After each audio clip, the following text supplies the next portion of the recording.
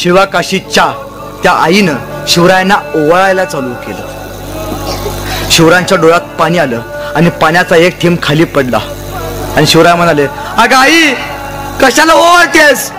तुझा पोरगा मातीसाठी मेला, आपल्या स्वराज्यासाठी कुर्बान झाला।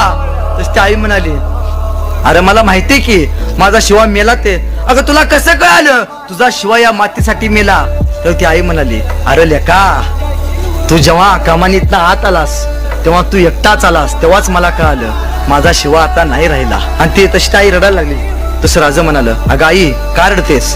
तुझा एक शिवा गेला तरी तुझा दुसरा शिवाजी राजा अजून इथं जिवंत आहे।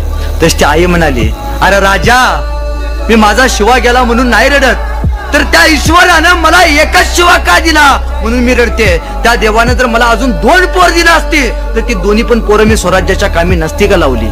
आणि महाराज म्हणाले, धन्य धन्य अगं आई